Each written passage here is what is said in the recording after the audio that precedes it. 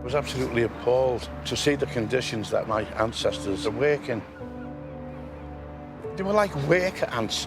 They were creating all the wealth of this country, and yet they had none of it. And having seen the death that my great-great-great-grandfather Richard suffered, I just want to know what happened to his family. After his 3 times great-grandfather Richard's tragic death in 1839, Ricky wants to find out what happened to his son William, also a carter, and his wife Mary. Ricky knows that in 1845, his great-great-grandparents were living close to the docks. He's meeting historian John Belcham at the Scouser, a dockers' bar, to see what else he can find out. If you look at that 1851 census, you'll see that the family size has been enhanced.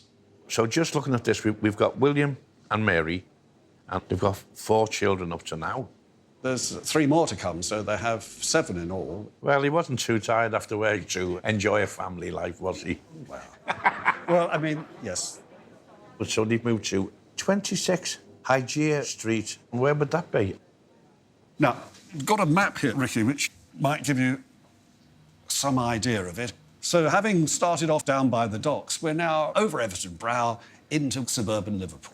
Literally upwards, I mean, geographically and socio-economically. So they're doing OK. We're on the up there. Well, you are indeed.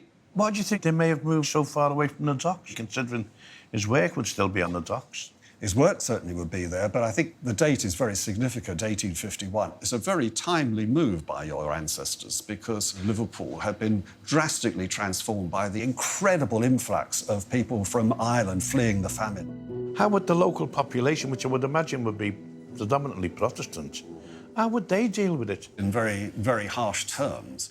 But they were very much stigmatised as being Irish, Catholic, and therefore different and therefore a problem. Have a look at this Liverpool Mail from the 1850s. We allude to the systematic importation of Irish for the sole purpose of begging. Last week, 2,700 arrived, and on Sunday, no fewer than 830. These people must live. If they do not beg, they must steal.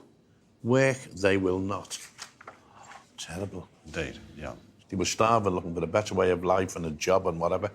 Where would they live? They stay close to the docks, which really become overwhelmingly Irish and Catholic. That would be one of the reasons that my family would want to move out. You have these clear areas of sectarian territory developing in Liverpool in the 1840s. This way, Catholic, that way, Protestant. So with these immigrants fleeing the famine, what sorts of jobs would they do? They wouldn't be carters, would they? They certainly wouldn't be carters. I'm not saying that absolutely every single one of the carters was Protestant, but overwhelmingly they were English-born Protestants. The Irish Catholics do the lower-grade jobs and become dockers. Yeah. Have a look at this print, Ricky. The quayside is absolutely jam-packed with sailing ships, isn't it? Liverpool as a dock flourishes in part because of this ready supply of cheap labour. So, William Tomlinson, my great-great-grandfather, carter, working on the docks, how would this influx of Irish cheap labour, how would that affect them in his business? I think probably very well in the end. I mean, this is good times for the port, and Liverpool is on its way to becoming the maritime metropolis of the world. So the more the docks are flourishing, the greater the need for carters. You don't have to be a rocket scientist to know that there must have been incredible wealth about at that time, made by the carters, the dockers, but it was only for the few, wasn't it? Yes, for the merchant princes who took great pride in living in what they called the great second city of empire.